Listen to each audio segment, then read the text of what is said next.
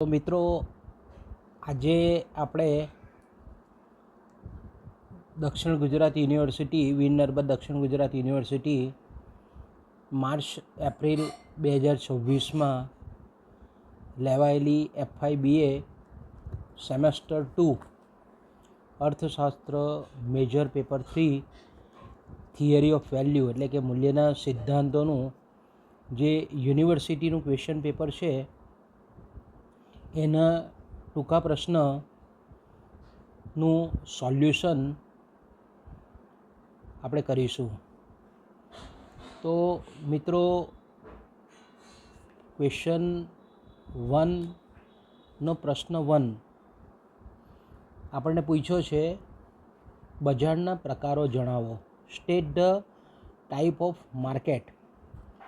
તો મિત્રો, આપણને ખબર છે તે પ્રમાણે કે સામાન્ય અર્થમાં બજાર એટલે કોઈ એક સ્થળે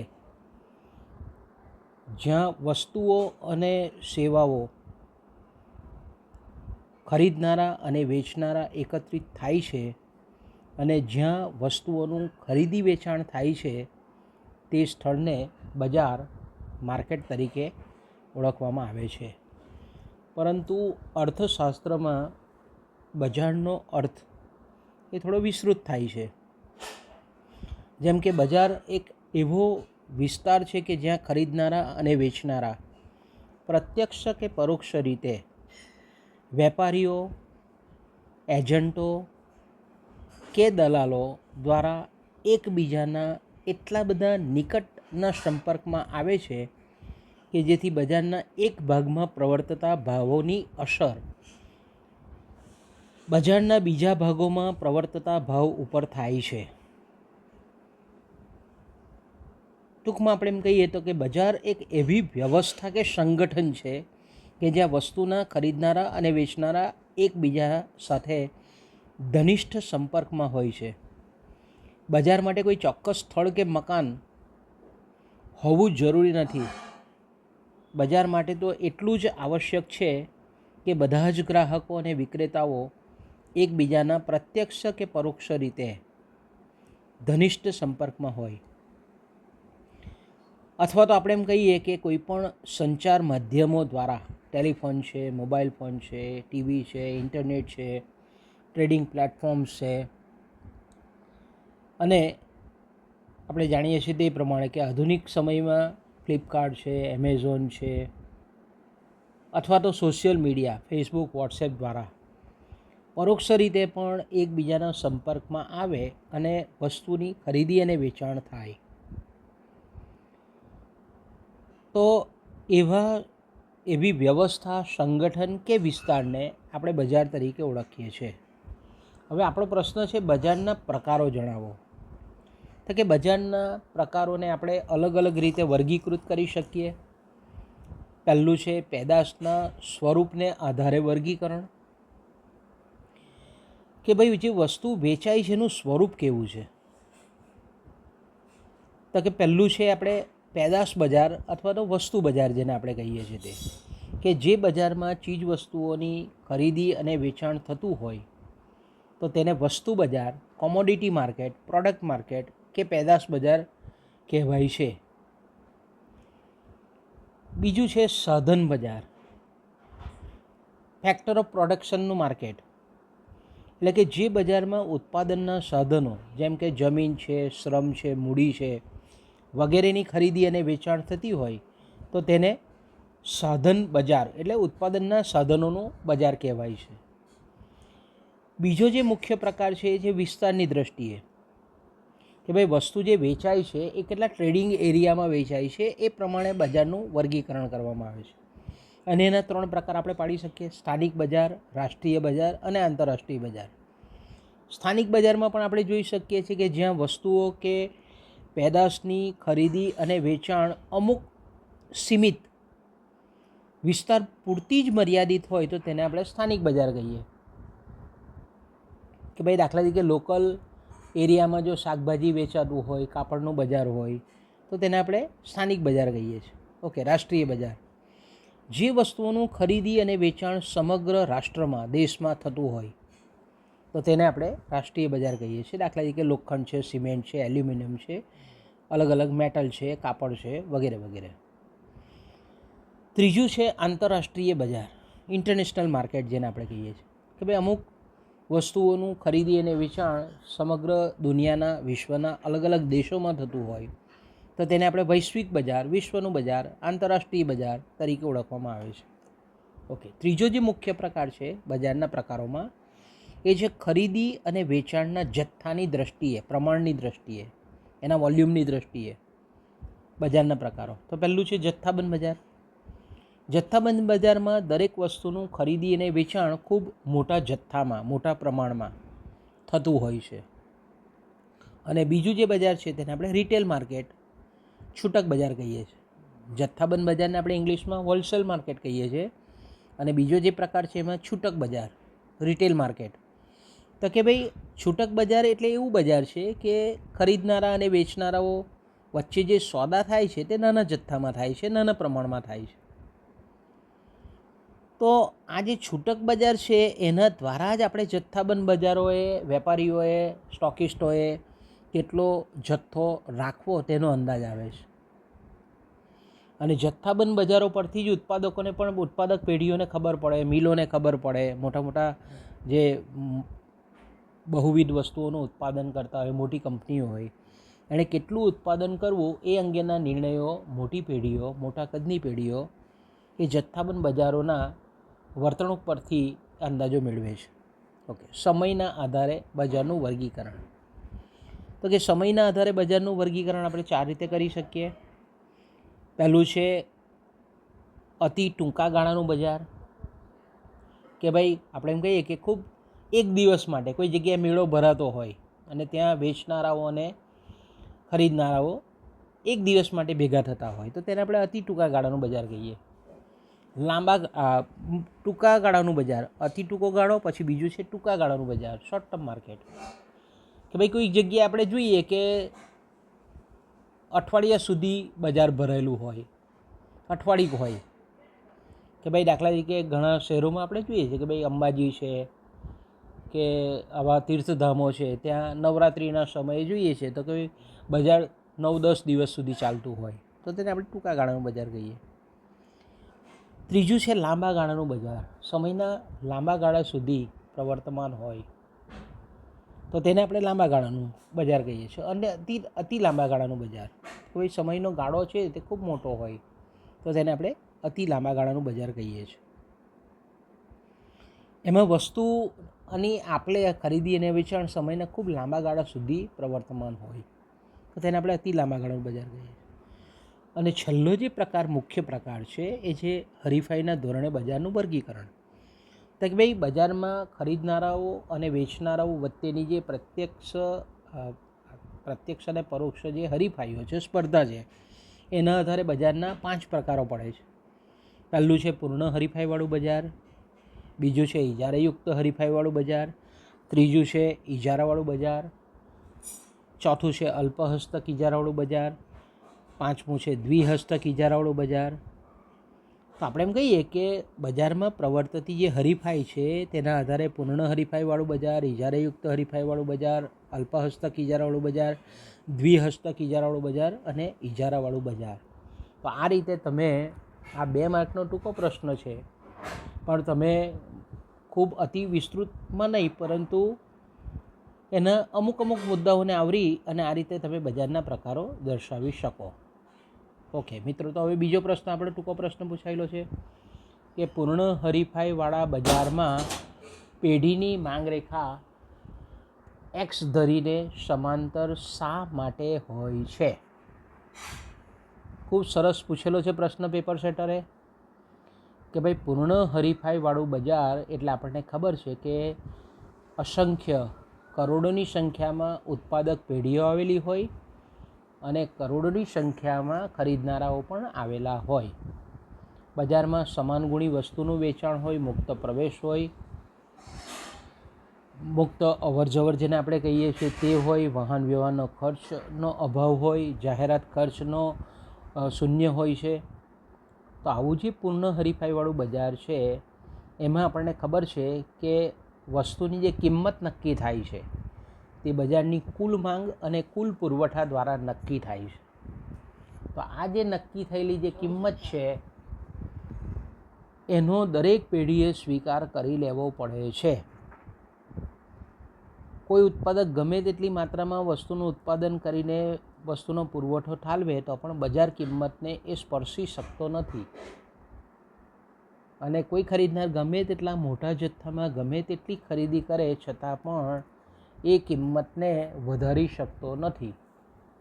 તો પૂર્ણ હરીફાઈમાં કુલ માંગ અને કુલ પુરવઠા દ્વારા નક્કી થયેલી જે બજાર કિંમત છે એનો સ્વીકાર કરીને ગમે તેટલા એકમોનું પેઢી ઉત્પાદક એ વેચાણ કરી શકે છે. એટલા માટે આપણે એમ કહીએ કે પેઢીની જે માંગ રેખા છે તે એક્સ ધરીને સમાંતર સંપૂર્ણ મૂલ્ય સાપેક્ષ માંગ હોય છે.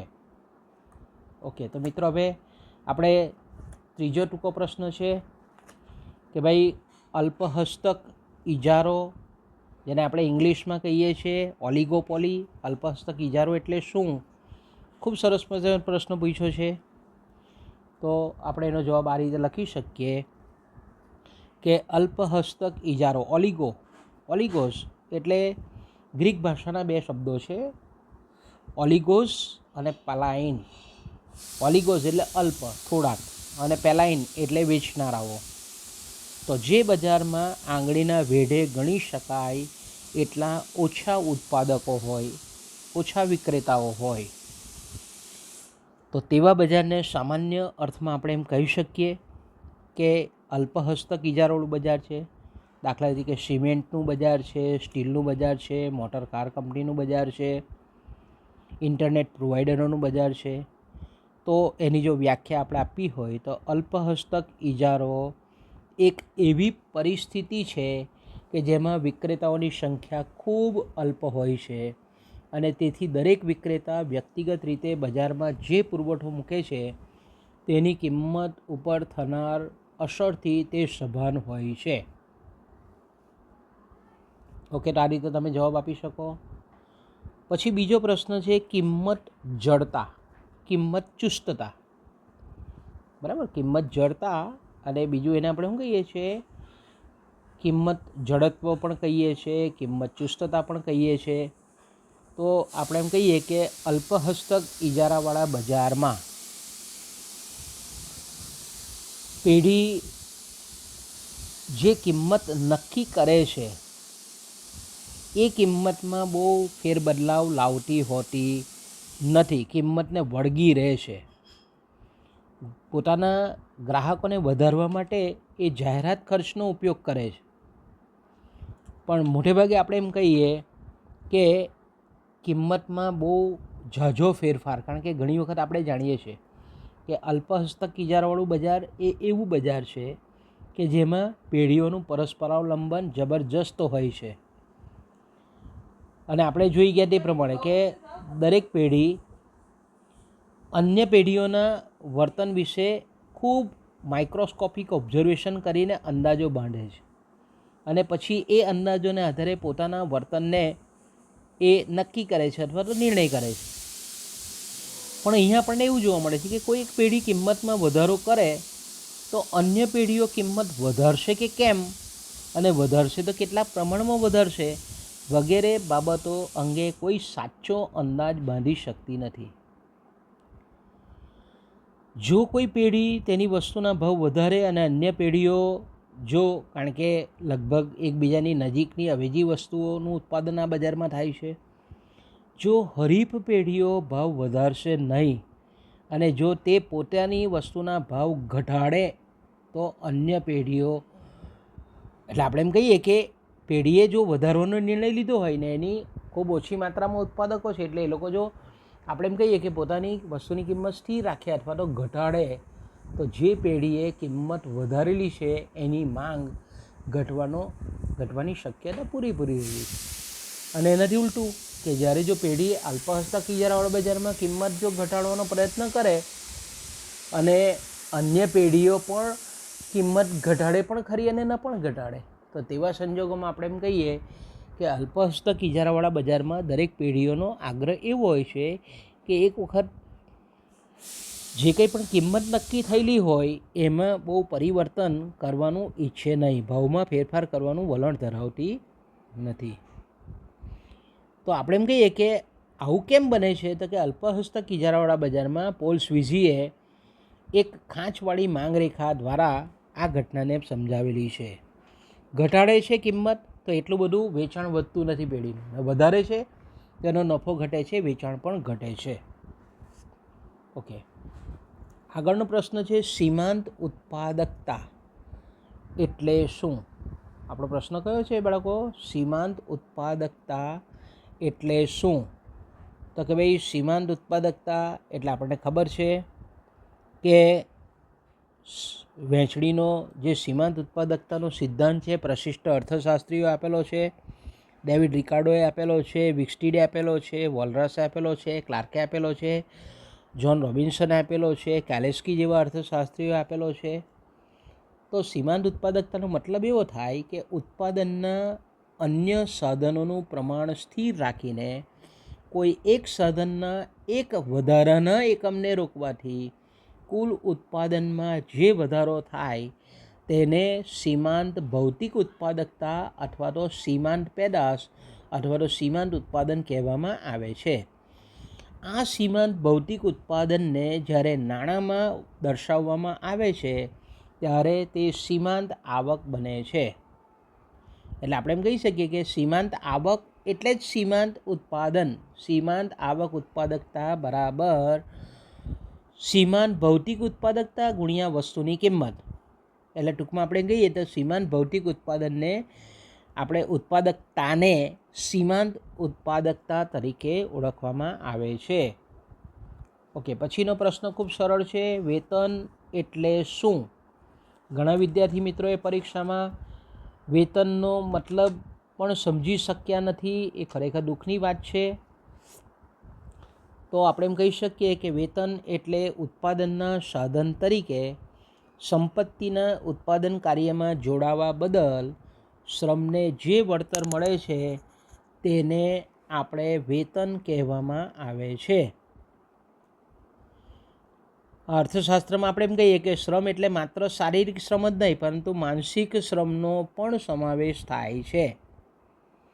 એટલે આપણે એમ કહીએ કે જ્યારે અમુક નિશ્ચિત કરાર હેઠળ શ્રમની સેવા બદલ માલિક તેને જે નાણું ચૂકવે છે તે વેતન છે.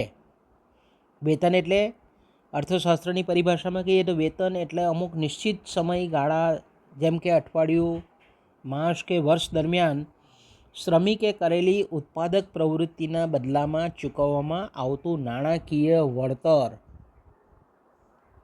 ઓકે, તો વેતનની વ્યાખ્યા આ રીતે લખેલી હશે તો પૂરેપૂરા 2 માર્ક મળશે તમને. વાસ્તવિક વેતનનો અર્થ લખો. તો કે વાસ્તવિક વેતનને આપણે સમજતા પહેલાં આપણે નાણાકીય વેતનને પણ સમજવું પડે. તો કે શ્રમિકને તેની સેવાના બદલામાં નાણાંના સ્વરૂપમાં જે રકમ આપવામાં આવે છે તેને આપણે નાણાકીય વેતન કહેવામાં આવે છે. નાણાકીય વેતનના દર આપણે કહીએ કે અલગ અલગ વ્યવસાયોમાં અલગ અલગ હોય છે. કોઈક એક જ વ્યવસાયમાં રોકાયેલા શ્રમિકોના પણ નાણાકીય વેતન અલગ અલગ હોય છે. હવે આવે છે વાસ્તવિક વેતન, રિયલ વેજ જેને આપણે કહીએ છીએ તે. વાસ્તવિક વેતન એટલે કામદારને તેની સેવાના બદલામાં પ્રાપ્ત થતા ચોખ્ખો લાભ, ચોખ્ખો આર્થિક લાભ. કારણ કે આપણે નાણાકીય વેતનમાં ફક્ત નાણાંના જથ્થાનો જ પરિમાણનો જ આપણે નિર્દેશ કરીએ છીએ પરંતુ તેની ખરીદ શક્તિનો ખ્યાલ આપતું નથી. તો આપણે એમ કહીએ કે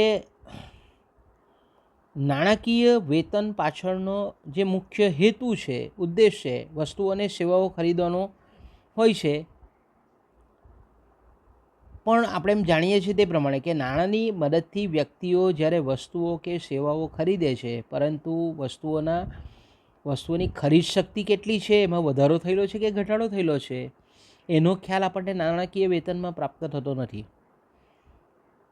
એને જો સમજવું હોય તો આપણે વાસ્તવિક વેતનને સમજવું પડે. એટલે કે વાસ્તવિક વેતન એટલે વ્યક્તિ પોતાના શ્રમના બદલામાં કેટલા પ્રમાણમાં જીવનની પ્રાથમિક જરૂરિયાતો, સુખ સગવડ, મોજશોખની વસ્તુઓ ખરીદી શકે છે જેટલા પ્રમાણમાં વ્યક્તિ આ વસ્તુઓ ખરીદી શકે છે તેટલા પ્રમાણમાં તેનું વાસ્તવિક વેતન વધારે છે એમ આપણે કહી શકીએ. એટલે વાસ્તવિક વેતનમાં આપણે એમ કહીએ કે નાણાકીય વેતન ઉપરાંત તે નોકરી કે ધંધામાંથી મળતી કેટલીક બિન નાણાકીય આવક કે કેટલાક ચોખ્ખા લાભોનો પણ સમાવેશ કરવામાં આવે છે. કે દાખલા તરીકે એને રહેવા માટે જો ક્વાર્ટર્સ ફાળવેલું હોય, જે કંપનીમાં કામ કરતો હોય તેણે મેડિકલ સારવાર ફ્રી હોય, એના છોકરાઓને બાળકોને સ્કૂલમાં ભણવાની વ્યવસ્થા હોય, કેન્ટીનની વ્યવસ્થા હોય, તો આ બધી જે સેવાઓ છે તેને આપણે વાસ્તવિક વેતનમાં આવરી લઈએ છીએ. ઓકે, તો બાળકો આ ટૂંકા પ્રશ્નો આટલા 7 હતા અને એમાંથી 5 તમારે એટેન્ડ કરવાના હતા. જો પૂરેપૂરા કર્યા હશે તો પૂરેપૂરા 10 માર્ક મળશે અને 10 માર્ક આવે તો તમારો ઇઝીલી ફર્સ્ટ ક્લાસ આરામથી આવી જાય. ઓકે, બેસ્ટ ઓફ લક દરેક વિદ્યાર્થી મિત્રોને.